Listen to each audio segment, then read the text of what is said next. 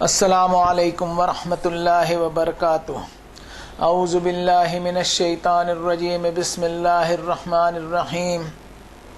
الحمد للہ الذی ہدانا لہذا وما کنا لنہتدی لولا ان ہدانا اللہ۔ تمام حمد و ثنا، تعریف و بزرگی اور توصیف اور کبریائی اسی ایک اکیلے رب کے لیے، جس کا کوئی پارٹنر نہیں، جس کا کوئی شریک نہیں، جس کا کوئی ایسوسیٹ نہیں۔ ہدیہ درود و سلام پڑھتے ہیں جناب محمد الرسول اللہ صلی اللہ علیہ وسلم پر۔ اللہم صلی علی محمد عبدک و رسولک النبی الامی الذی جاء بالہدی والفرقان۔ اللہ کا شکر ادا کرتے ہیں ہم کہ قرآن مجید کی سورت نمبر 66 سورت التحریم، اس کا پہلا رکوع پڑھیں گے آیت نمبر 1 سے لے کر کے 7 تک، اور اس میں ہم سمجھنے کی کوشش کریں گے کہ اللہ تعالیٰ نے ہمیں کیا گائیڈنس دی ہے اور کیا ہم اس رکوع سے ٹیک اوے لے کے چلتے ہیں۔ تو اللہ کے گلوریس نام سے شروع کرتے ہیں۔ اعوذ باللہ من الشیطان الرجیم، بسم اللہ الرحمن الرحیم۔ یہ بسم اللہ الرحمن الرحیم جو میں نے آیت پڑھی، یہ ہر سورت شریفہ کی پہلی آیت ہے سوائے سورت التوبہ کے۔ اس کا ترجمہ ایسا ہوگا کہ یا اللہ، میں آپ کی پناہ چاہتا ہوں، آپ کی ریفیوج طلب کرتا ہوں شیطان مردود کے شر سے، یعنی ہر نیگیٹو سے اور ہر اس سوچ سے جو آپ کی کتاب کو سمجھنے کے لیے obstruction بنتی ہے، اور آپ کی صفت الرحمن اور الرحیم کے سائے میں میں اس سورت شریفہ کو سمجھنے کی کوشش کرتا ہوں۔ اس طرح ہم اللہ کی حفاظت میں اپنے آپ کو دیتے ہیں اور اسی کے گلوریس نام سے شروع کرتے ہیں۔ یہ آیت جو سب سے پہلے میں نے پڑھی، یہ ڈس ریگارڈڈ آیت ہے، اور اس آیت کی ویلیو کو ہم ویسے سمجھتے نہیں ہیں جیسی اس کی ویلیو ہے اور اس کی اہمیت ہے اور اس کا ایسنس ہے۔ بسم اللہ الرحمن الرحیم، یہ وہ آیت ہے جو ہر سورت شریفہ کے پہلے اللہ تعالیٰ نے رکھا ہے۔ اس میں 2 لفظ ہیں، الرحمن اور الرحیم۔ یہ 2 الفاظ بہت ہی کامنلی استعمال کیے گئے ہیں قرآن مجید میں، لیکن ان 2 الفاظ کو صرف ترجمہ کرنے سے نہیں سمجھا جا سکتا۔ انگریزی میں کچھ الفاظ ہے کہ آل انکمپاسنگ مرسی، جس کو ہندی میں سرو ویاپی دیا کہہ سکتے ہیں، یعنی it is so far reaching that it touches everything and everyone. اس کی رحمت اتنی دور گامی ہے کہ بغیر کسی بھید بھاؤ اور فرق کے ہر ایک کو پہنچتی ہے۔ اور لفظ الرحمن کا ایک شیڈ یہ بھی لیا جا سکتا ہے کہ ہی alone is the creator who helps all of creation and sustains it constantly، کہ اس نے اپنی مخلوق کو پیدا تو کیا ہی ہے اور ساتھ ہی ساتھ اپنا رحم و کرم ہر ایک پر مسلسل نچھاور کرتے رہتا ہے۔ وہی ہے جو تمام مخلوق کے لیے ہر پل رحم و کرم کا سرچشمہ ہے اور سورس ہے، جس میں اس کی مخلوق کے لیے اچھے اور برے کا فرق کیے بغیر ہر ایک پر اس کی رحمت جاری رہتی ہے، چاہے اس کی مخلوق وفادار ہو یا بے وفا ہو، اس کا رحم و کرم ہر ایک پر برابر ہے۔ اور وہ ایک ایسا خالق اور مالک جو اپنی مخلوق کو برقرار رکھنے میں مسلسل مدد اور ہیلپ فراہم کرتے رہتا ہے، اور اپنی مخلوق کی دیکھ بھال بھی وہی کرتا ہے۔ دا الون سسٹیننگ فورس، جو اپنی مخلوق کی ضرورتوں کو پورا کرے، اس کو رحم و کرم برابر لگاتار جاری ہے۔ کائنات کے پالنے والا، ضرورتوں کو فراہم کرنے والا، اپنی مخلوق کی زندگی کی پرورش کرنے والا اور اس کی نرچرنگ کرنے والا۔ اب آپ نے غور کیا ہوگا کہ یہ 2 چھوٹے الفاظ ہیں، الرحمن الرحیم، لیکن ان کو سمجھنے کے لیے، ان الفاظ کے ایسنس کو بیان کرنے کے لیے مجھے کتنے سارے لفظوں کا استعمال کرنا پڑا، اور میں سمجھتا ہوں پھر بھی ان 2 چھوٹے لفظوں کو سمجھنے کا حق ادا نہیں ہو سکا۔ His every quality is under the umbrella of mercy، اس رب کی ہر صفت اس کی رحمت کے سائے تلے چلتی ہے، لہٰذا ان 2 صفتوں کو مد نظر رکھتے ہوئے اس سورت شریفہ میں ایک پڑھنے والا اپنے آپ کے لیے ہدایت کو تلاش کرے۔ اب اگلی آیت لیتے ہیں، آیت نمبر 1 اور 2۔ یا ایھا النبی لم تحرم ما احل اللہ لک تبتغی مرضات ازواجک واللہ غفور الرحیم قد فرض اللہ لکم تحلۃ ایمانکم واللہ مولاکم وہو العلیم الحکیم. یہ میں نے آیت نمبر 1 اور 2 پڑھی. ان دونوں کا ترجمہ ایسا ہو سکے گا: اے نبی صلی اللہ علیہ وسلم، کیوں آپ نے روک لگا لی اس پر جو حلال کیا اللہ نے آپ کے لیے؟ آپ چاہتے ہیں رضامندی اپنی بیویوں کی، بے شک اللہ ہے مغفرت کرنے والا مہربان. یقیناً طے کر دیا اللہ نے تمہارے لیے تمہاری قسمیں پوری نہ کرنے کا کفارہ، بے شک اللہ مولا ہے تمہارا اور وہ علم والا حکمت والا بھی ہے. یہ میں نے ترجمہ کیا ان 2 آیتوں کا. اب ہم دیکھیں، اس پہ غور کریں. یہ دونوں آیتیں نبی صلی اللہ علیہ وسلم سے خطاب کر رہی ہے کہ آپ نے ان چیزوں پر کیوں روک لگائی جو اللہ نے حلال کی ہیں آپ کے لیے. اور اس آیت میں نبی صلی اللہ علیہ وسلم کی ازواج مطہرات کا بھی ذکر کیا گیا ہے. اس معاملے میں سورۃ الاحزاب کی وہ آیت کوٹ کروں گا جس میں نبی صلی اللہ علیہ وسلم اور ان کی بیویوں کے وقار اور ان کی عظمت کے تعلق سے فرمایا گیا کہ النبی اولا بالمؤمنین من انفسہم وازواجہ امہاتہم. اس میں نبی صلی اللہ علیہ وسلم کی عظمت اور ان کا مرتبہ بتایا جا رہا ہے کہ ایمان والوں کے لیے نبی کا کیا مقام ہونا چاہیے. ایک ایمان والے کے نزدیک اس کی جان سے بھی زیادہ اہمیت ہونا چاہیے نبی صلی اللہ علیہ وسلم کی. اب نبی کی عظمت اور وقار کیا صرف درود شریف پڑھنے تک ہی محدود ہے، یا اس کتاب کو فالو کرنے میں نبی کی عظمت ہے جس کتاب کو انہوں نے دنیا انسانیت کو پہنچایا؟ اور صرف نبی صلی اللہ علیہ وسلم ہی نہیں بلکہ ان کی ازواج مطہرات کے تعلق سے بھی فرمایا کہ ان کی ازواج ایمان والوں کی مائیں ہیں. ماں کا درجہ کیا ہوتا ہے ہمیں پتہ ہے. رب تعالیٰ نے نبی صلی اللہ علیہ وسلم کی ازواج مطہرات کو یہ درجہ دیا کہ قیامت تک آنے والے مومنین اور مومنات کی روحانی مائیں ہیں یہ. یعنی یہ رشتہ عظمت اور وقار کا رشتہ ہے. کبھی کوئی بھی نازیبہ بات یا کوئی بھی خلاف ادب بات ان کے تعلق سے اگر کرو گے تو چھوڑوں گا نہیں، یاد رکھنا. اور ہمارے ایمان کی منافقت کی گواہی جو ہے وہ ہمارے لٹریچر سے ہمیں مل جائے گی کہ کتنی نازیبہ باتیں خود ہم نے ہی اپنی قلموں سے لکھا ہے. توبہ توبہ، ہم نے ہماری ماؤں کی عمریں لکھ ڈالی اور ان کی قربانیاں جو دعوت کی خاطر انہوں نے دی، ان قربانیوں کو ہم نے نہیں پہچانا، اس کو فراموش کر دیا. اس صورت شریفہ میں جو آیتیں ہیں وہ نبی صلی اللہ علیہ وسلم کے گھریلو معاملے کو لے کر ہیں. اب اس میں غور کریں کہ کیا واقعہ ہوا، اس کا تفصیلی بیان نہیں ہے. اس کا صاف مطلب ہے کہ اس واقعے میں سبق نہیں ہے. سبق اس میں ہے کہ اللہ نے نبی صلی اللہ علیہ وسلم کو کیا احکامات دیے، اس میں سبق ہے. نبی کا گھرانہ کوئی معمولی گھرانہ نہ تھا. جناب محمد الرسول اللہ صلی اللہ علیہ وسلم کی ازواج مطہرات کو اللہ نے درجہ دیا. کسی کو کوئی حق نہیں پہنچتا کہ واقعے کو بیان کرے. جب اللہ ہی نے نہیں بیان کیا تو ہمیں کیا حق پہنچتا ہے کہ ہم بیان کریں. اور ایک بات یہ بھی کہہ دوں کہ ہسٹری بھی لکھی جاتی ہے تو 100-200 سالوں بعد لکھی جاتی ہے، اور وہ انسان لکھتا ہے ہسٹری کو جو اس وقت موقع پر موجود ہی نہیں ہوتا.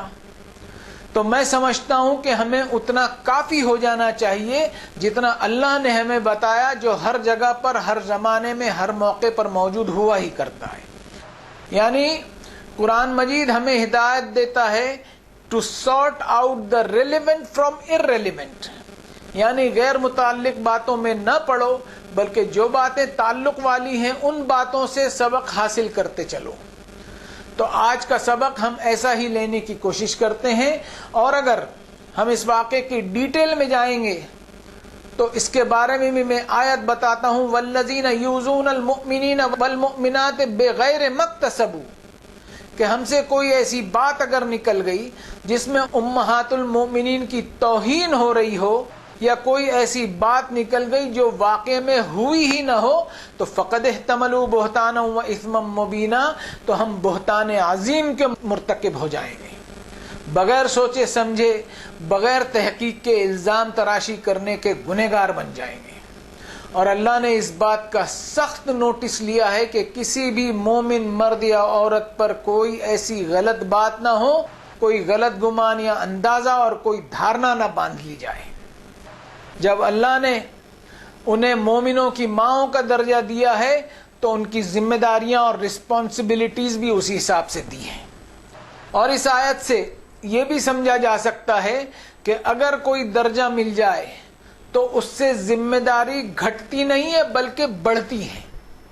اور دنیا داری والا معاملہ کیسا ہے؟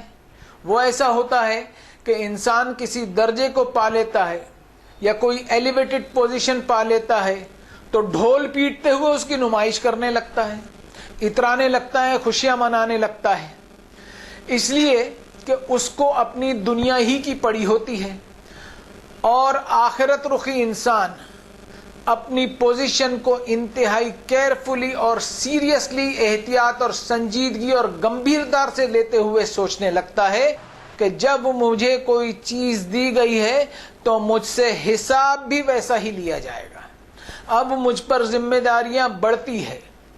اور جو پوزیشن اسے ملی ہے وہ یہ سمجھتا ہے کہ it is not a matter of superiority but responsibility has been shouldered on me, اور یہ برتری والا اور فخر والا معاملہ نہیں ہے بلکہ ذمہ داری میرے کاندھوں پر عائد ہوتی ہے۔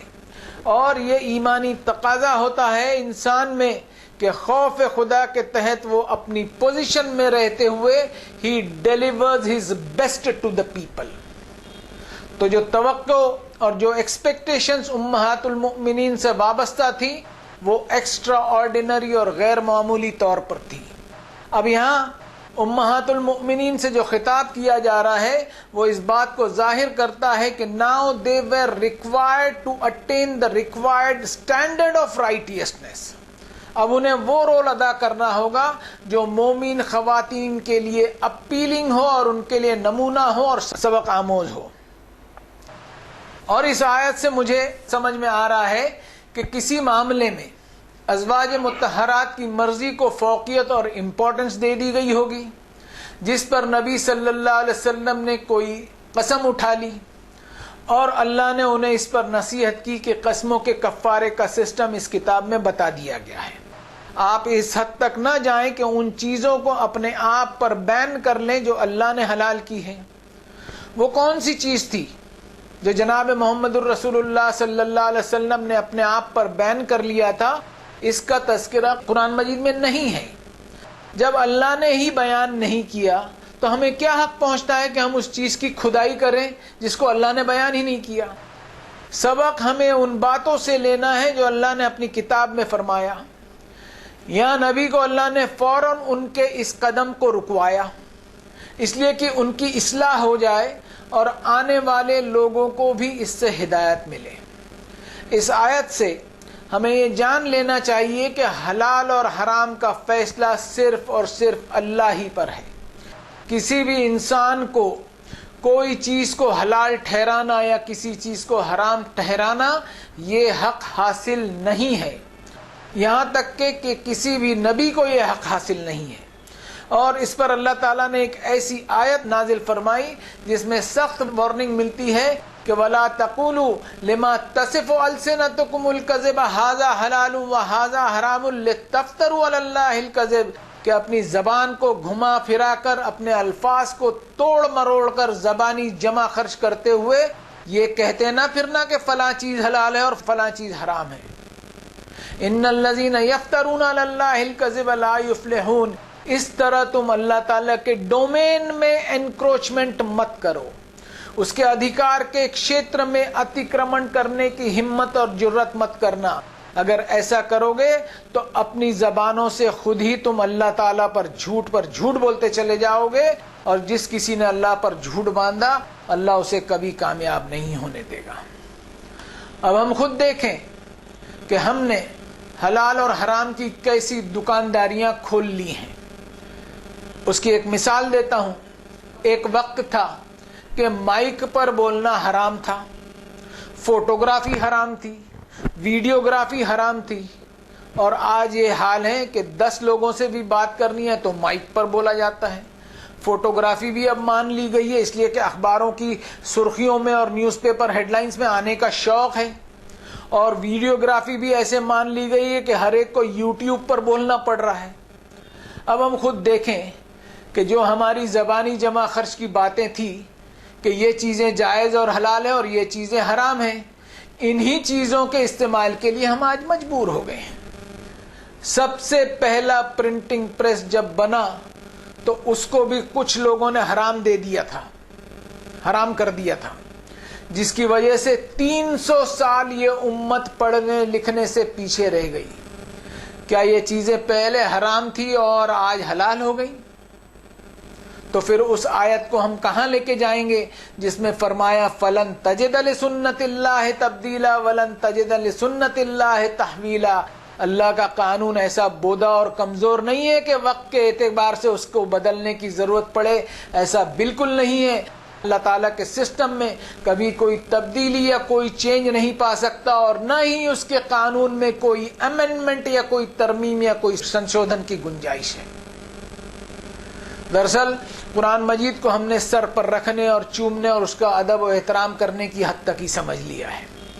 جیسا کہ ایک کہاوت ہے کہ نالج از پاور، یعنی علم ایک شکتی ہے، اور یہ پرنٹنگ پریس کی وجہ سے انسان میں علم کی شکتی بڑھتی چلی گئی، کیونکہ پریس کے ذریعے علم پہلے سے کہیں زیادہ تیزی سے پھیلنے لگا، اور اس کی وجہ سے دنیا میں ایک علمی انقلاب آیا، اور اس انقلاب کی بنیاد قرآن مجید کی اس آیت نے رکھی جو پورے قرآن مجید کی سب سے بڑی آیت ہے کہ یا ایھا الذین آمنوا اذا تداینتم بدین الی اجل مسمی فاکتبوہ۔ اے ایمان والو، تم پر فرض ہے کہ کسی بھی معاملے کا لین دین ہو، کوئی سودا ہو، تجارتی لین دین ہو، بزنس ڈیلنگ ہو، تو اس کو لکھ لیا کرو، ریڈیوس اٹ انٹو رائٹنگ۔ یہ بہت بڑی آیت ہے اور پورے قرآن مجید کی سب سے بڑی آیت ہے۔ فی الحال میں نے اس کا پہلا چھوٹا سا ہی حصہ لیا ہے جس نے عرب کے خانہ بدوشوں کو علم اور نالج کا دیوانہ بنا دیا۔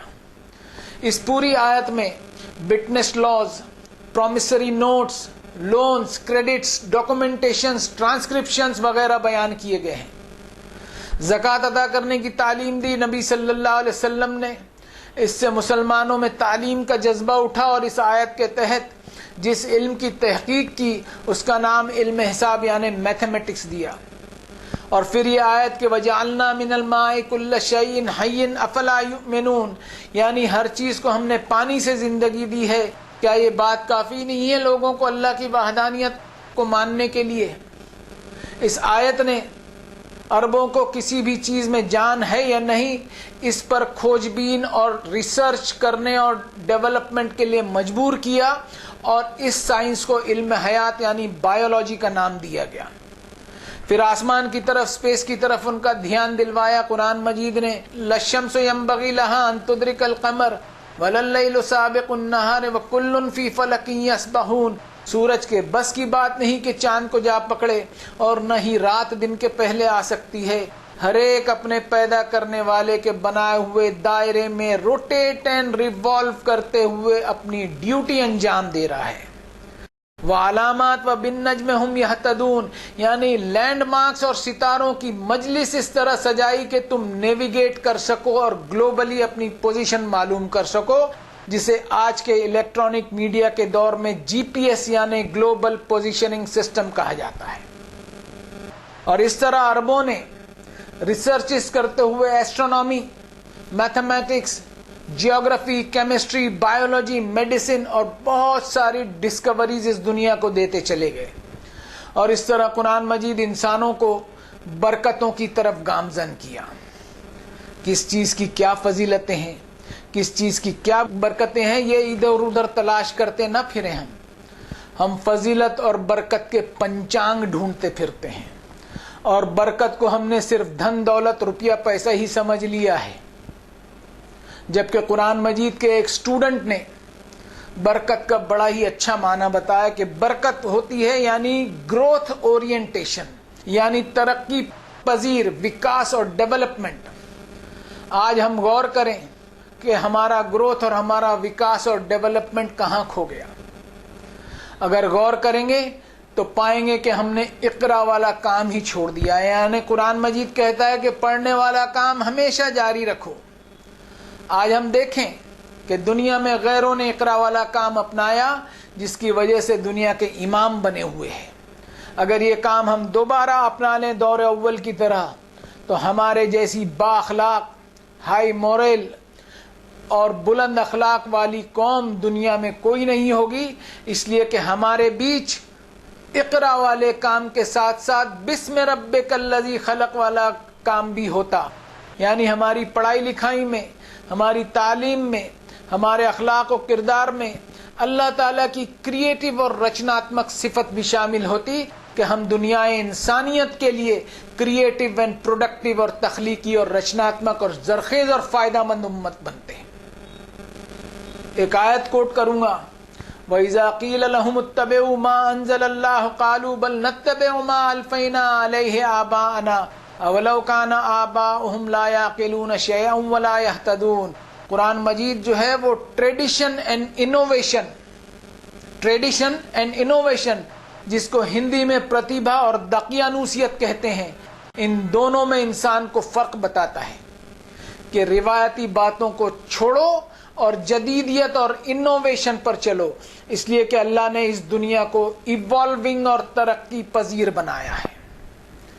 یہ صرف 2 آیتوں میں اللہ تعالیٰ نے مجھے اتنا کچھ کہنے کی توفیق دی۔ اب اگلی آیت لیتے ہیں، وَإِذَا سَرَّ النَّبِيُّ إِلَىٰ بَعْضِ أَزْوَاجِهِ حَدِيثًا فَلَمَّا نَبَّأَتْ بِهِ وَأَظْهَرَهُ اللَّهُ عَلَيْهِ عَرَّفَ بَعْضَهُ وَأَعْرَضَ عَن بَعْضٍ فَلَمَّا نَبَّأَهَا بِهِ قَالَتْ مَنْ أَنبَأَكَ هَٰذَا قَالَ نَبَّأَنِيَ الْعَلِيمُ الْخَبِيرُ۔ یہ آیت نمبر 3 پڑھی میں نے آپ کے سامنے۔ ترجمہ ایسا ہوگا، اور جب رازدار بنایا نبی صلی اللہ علیہ وسلم نے کسی کو اپنی بیویوں میں سے کسی بات کو لے کر، پھر جب اس بیوی نے بتائی وہ بات کسی اور کو، تو ظاہر کر دیا اللہ نے اس معاملے کو نبی صلی اللہ علیہ وسلم پر۔ نبی نے پوچھ تاچھ کی معاملے کی کچھ پہلو پر اور درگزر کیا کچھ پہلو پر۔ پھر جب نبی نے خبر دی اس بیوی کو اس معاملے کی، تو وہ پوچھنے لگی کہ کس نے خبر دی آپ کو اس بات کی؟ تو نبی صلی اللہ علیہ وسلم نے کہا مجھے خبر دی علم والے، خبر رکھنے والے رب نے۔ یہ میں نے ترجمہ تو کر دیا۔ اس آیت میں ہم غور کریں کہ اللہ تعالیٰ نے مختصراً بریفنگ میں ایک واقعہ بتایا ہے کہ رازداری کے معاملے میں کوئی بھول چوک ہو گئی، اور اللہ نے اس راز کے کھل جانے کی خبر نبی صلی اللہ علیہ وسلم کو دے دی۔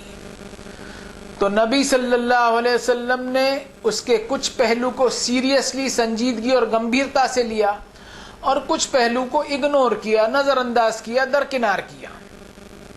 سبق اس میں مجھے یہ دکھائی دے رہا ہے کہ نبی صلی اللہ علیہ وسلم بھی عالم الغیب نہیں تھے، انسانی کمزوریاں ان کے ساتھ بھی لگی ہوئی تھی، اور وہ کوئی سپر ہیومن نہیں تھے، کوئی انوکھی طاقتیں ان کے پاس نہیں تھی۔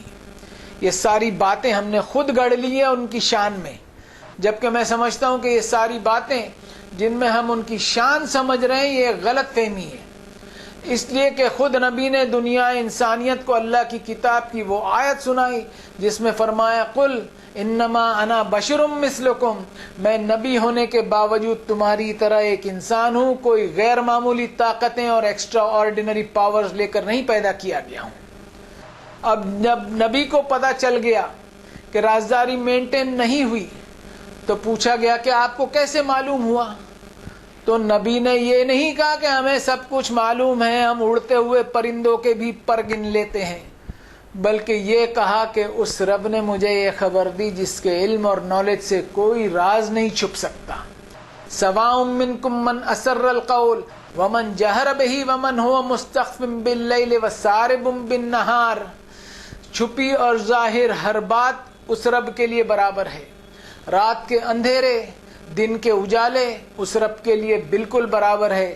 ہمارے چھپے ارادے اور ہماری ساری رازداریوں کو وہ جانتا ہے. دنیا سے ہم کوئی بھی چیز چھپا سکتے ہیں لیکن اس سے ہم کوئی بات تو کیا دل ہی دل میں خفیہ ارادہ ہی کیوں نہ ہو وہ بھی چھپا نہیں سکتے. اب اگلی 2 آیتیں اور لیتے ہیں. ان تتوبا الی اللہ فقد صغت قلوبکما وان تظاہر علیہ فان اللہ هو مولاه وجبریل وصالح المؤمنین والملائکۃ بعد ذلک ظہیر. عسى ربہ ان طلقکن ان یبدلہ ازواجا خیرا منکن مسلمات مؤمنات قانتات تائبات عابدات سائحات طیبات وابکارا. یہ آیت نمبر 4 اور 5 میں نے پڑھی. ترجمہ ایسا ہوگا کہ اگر تم دونوں توبہ کرتی ہو اللہ کے سامنے تو یقیناً مائل ہو چکے تم دونوں کے دل، اور اگر تم دونوں مددگار بنتی ہو نبی صلی اللہ علیہ وسلم کے خلاف تو بے شک اللہ وہ مولا ہے اس کا، اور جبریل اور صالح ایمان والے بھی اور فرشتے بھی اس کے علاوہ مددگار ہیں. بہت ممکن ہے اس رب کے لیے کہ اگر نبی صلی اللہ علیہ وسلم طلاق دے تمہیں تو اللہ بدل دے نبی کے لیے بیویاں بہتر تم سے فرما برداری کرنے والیاں، ایماندار، اطاعت گزار، توبہ کرنے والیاں، عبادت کرنے والیاں، روزہ رکھنے والیاں، طلاق شدہ یا بیوہ اور غیر شادی شدہ بھی. اب ان 2 آیتوں سے ہم سمجھیں کہ اللہ تعالیٰ نے وارننگ دی ہے کہ اگر توبہ کر لیں تو تمہارے دل نرم پڑ جائیں گے. میری کتاب کی رسالت کے کام کے خلاف کوئی بھی قدم اٹھانے سے یہ نہ سمجھنا کہ میں میرے نبی کی حفاظت نہیں کر سکتا. میں کافی ہوں میرے نبی کے لیے، میری کتاب کے لیے، میری رسالت کے لیے. تمہیں توبہ کرنا ہے اس کام پر. یعنی توبہ وہ چیز ہے جو انسان کے سخت دل کو نرم کر دیتی ہے. غلطیاں انسان سے ہوں گی ہی، اور یہ انسان کی زندگی کا ایک ان اوائڈیبل حصہ ہے، لیکن انسان اپنی غلطیوں سے سیکھے ضرور، اس پر اڑا نہ رہے. اللہ نے ہر انسان کو ضمیر نام کی نعمت دی ہے جو انسان کو اس کی غلطی پر کچوٹتا ہے، جس کی وجہ سے اسے شرمندگی کا احساس گھیر لیتا ہے. گناہ پر شرمندگی کا احساس ایک بڑا بھاری بوجھ محسوس ہوتا ہے. اللہ نے توبہ کے دروازوں کو اس لیے کھلا رکھا ہے کہ اسے اپنی مخلوق سے بے انتہا پیار ہے، بے انتہا محبت ہے. توبہ کا دروازہ اس نے رکھا ہے کہ انسان اپنی غلطیوں سے سیکھ حاصل کرتے ہوئے he should embark on the journey of repentance and growth. توبہ کرتے ہوئے اور پچھتاتے ہوئے اپنی زندگی کے سفر میں وہ آگے بڑھ سکے. And it's never too late to make amendments and to learn and to start a new journey. اس ضمیر کی آواز پر انسان نے سدھار کرنے، سیکھنے اور نئے سرے سے شروعات کرنے میں دیر نہیں لگانا چاہیے. نبی کی ازواج مطہرات بہرحال انسان ہی تھی، انسانی کمزوریاں ان کے ساتھ بھی لگی ہوئی تھی، اور یہ انسانی کمزوریاں نبیوں اور رسولوں کے ساتھ بھی لگی ہوئی ہوتی ہیں. اور ان آیتوں سے یہ بات بھی برآمد ہوتی ہے کہ Allah's law is indiscriminate. اللہ کا قانون ہر ایک کے لیے یکساں اور برابر ہے، اس میں کسی کے ساتھ کوئی رعایت نہیں ہے. اور اللہ کے کسی بھی نبی نے اپنے آپ کو اللہ تعالیٰ کی پکڑ سے ایکسیپشن میں نہیں ڈالا، اور نہ ہی جناب محمد الرسول اللہ صلی اللہ علیہ وسلم نے. ایک آیت بتاتا ہوں، قل انی اخاف ان عصیت ربی عذاب یوم عظیم. اے نبی صلی اللہ علیہ وسلم، آپ اعلان کر دیجئے کہ being the last of the prophets, اللہ کا آخری نبی ہونے کے باوجود میں کوئی ایکسیپشن میں نہیں ہوں. اگر میں نے بھی اللہ کی نافرمانی کی تو بڑے دن کے عذاب میں پکڑ لیا جاؤں گا. تو ہم نے اجتماعی طور پر ایسا کیسا سوچ لیا کہ نبی صلی اللہ علیہ وسلم کے امتی ہونے کی وجہ سے قیامت کے دن ہم ایکسیپشن میں رہیں گے؟ اس فالس نوشن اور غلط دھارنا میں آؤٹ آف قرآن لٹریچر نے ہمیں ڈال دیا ہے. اللہ کا قانون کسی کے ساتھ کوئی فرق نہیں کرتا. اب جیسا امہات المؤمنین سے کہا جا رہا ہے کہ بینگ وائف آف نبی صلی اللہ علیہ وسلم از not a matter of pride but matter of responsibility. یعنی ہم جو بیٹھے ہیں اس سے سبق لے سکتے ہیں کہ ہمیں اللہ نے اپنی کتاب سے جوڑ دیا ہے اور ہم جاننے لگے ہیں کہ کیا حقیقت ہے کیا فیک ہے، تو اس میں سینس آف پرائڈ نہیں آنا چاہیے، بلکہ ایک ذمہ داری ہم پر بڑھ جاتی ہے کہ ہمارا اخلاقی رول ایسا ہو جو اپنے آپ میں دعوتی رول ادا کر سکے۔ اب یہ جو آیتیں ہیں وہ شفاعت کے تعلق سے ہم نے جو ریت کی عمارت کھڑی کر لی ہے، کیا بلڈوز نہیں ہو رہی ہے؟ سوچیں اس پر۔ افسوس ہوتا ہے کہ یہ آیت ہونے کے باوجود شفاعت پر ہم ایسے فدا ہوئے چلے جا رہے ہیں کہ ہم اپنی اجتماعی دعاؤں میں سن رہے ہیں کہ یا اللہ قیامت کے دن ہمیں نبی صلی اللہ علیہ وسلم کی شفاعت نصیب فرما دے، اور بیچارے بھولے بھالے لوگ گلیبل فالوورز وہ بغیر سوچے سمجھے اس پر آمین بھی کہتے ہیں۔ اب اس پر سوچیں کہ مغفرت بھی ہمیں چاہیے تو شفاعت کے بھروسے چاہیے، بغیر شفاعت کے نہیں چاہیے۔ یعنی ڈائریکٹ مغفرت نہیں مانگ رہے ہیں اللہ سے، بلکہ تھرو شفاعت مانگ رہے ہیں، یعنی عبادتیں اللہ کی ڈائریکٹ ہوں، یہ توحید ہے، اور دعائیں وایا شفاعت ہوں، تو اب شرک کس کو کہتے ہیں اب سمجھ لیں۔ اب اس آیت میں اللہ نے اپنی وارننگ کو جاری رکھتے ہوئے فرمایا کہ نبی صلی اللہ علیہ وسلم نے اگر تم سے اپنا رشتہ ڈسکنیکٹ کر لیا تو یہ نہ سمجھنا کہ اس کے کام میں کوئی بادھا یا اڑچن یا کوئی کمی آ جائے گی، یہ بالکل نہ سوچنا کہ میرے نبی کے دعوتی کام میں ساتھ دینے والی فرما بردار خواتین کی کوئی کمی ہے۔ اب اس سے ہمیں یہ بات بھی اچھی طرح سمجھ لیں، اور خاص کر کے میں اس فورم پہ بیٹھا ہوا ہوں، میں اچھی طرح سمجھ لوں کہ میں یہاں پر بیٹھے بیٹھے آپ لوگوں کے سامنے درس کر رہا ہوں، تو میرے ذہن کے کسی چھوٹے سے کونے میں رتی برابر بھی یہ خیال نہ آنے پائے کہ اگر میں درس دینا بند کر دوں تو قرآن مجید کا کام بند ہو جائے گا۔ نہیں، ایسا بالکل نہیں ہے۔ جب اللہ نے نبی صلی اللہ علیہ وسلم کی ازواج مطہرات سے یہ بات کہہ دی کہ یہ نہ سمجھنا کہ اللہ کو ان کی ضرورت ہے، تو میں کس کھیت کی مولی ہوں، میں کیا چیز ہوں، میری کیا حیثیت ہے، اگر ایسا معمولی سا خیال بھی میرے ذہن میں آئے تو میں اللہ کی پکڑ میں دھر لیا جاؤں گا۔ اب اللہ تعالیٰ نے ایک ایمان والے کو اس کے جیون کا مقصد اگلی آیت میں بتایا جو میں ابھی پڑھنے والا ہوں۔ یا ایھا الذین آمنوا قوا انفسکم واہلیکم نارا وقودھا الناس والحجارۃ علیہا ملائکۃ غلاظ شداد لا یعصون اللہ ما امرہم ویفعلون ما یؤمرون۔ آیت نمبر 6 تھی یہ۔ اس کا ترجمہ ایسا ہوگا، اے لوگو جو ایمان کا دعویٰ کرتے ہو، بچانے کی فکر کرو خود کو اور اپنے گھر والوں کو جہنم کی آگ سے جس کا ایندھن انسان اور پتھر ہوں گے۔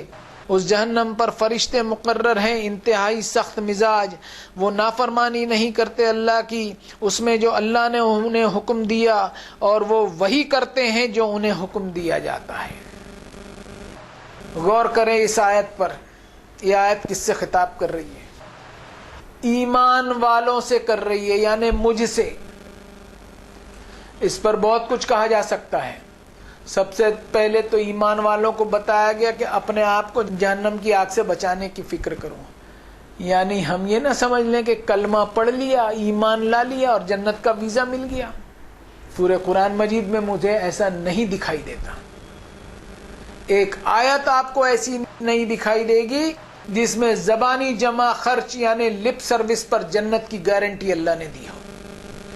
اب ایمان والے سے تو یہ کہا جا رہا ہے کہ اپنے آپ کو جہنم کی آگ سے بچانے کی فکر کرو، لیکن غور کرنے والی بات یہ بھی ہے کہ ساتھ ہی ساتھ یہ بھی کہا جا رہا ہے کہ اپنے گھر والوں کو بھی آگ سے بچانے کی فکر کرو، یعنی اپنے گھر میں قرآن مجید کی تعلیم اس طرح جاری رکھو کہ گھر والوں میں توحید یعنی اللہ تعالیٰ کی وحدانیت کو ایسا قائم کرو کہ وننس آف گاڈ آلمائٹی کو ایسا اسٹیبلش کرو کہ شرک کا نام و نشان نہ ہو، اور آخرت کی جواب دہی کا احساس تمہارے گھر والوں میں ایسا ہو کہ ان کے دل و دماغ، ان کے احساس اور جذبات اللہ تعالیٰ کے خوف سے کبھی خالی نہ ہوں، جس سے انہیں اعمال صالحہ کی ترغیب اور پریرنا ایسی ملتی رہے کہ تمہارا گھر ایمانی نور سے جگمگاتے ہوئے معاشرے اور سوسائٹی کے لیے روشن مثال بنے۔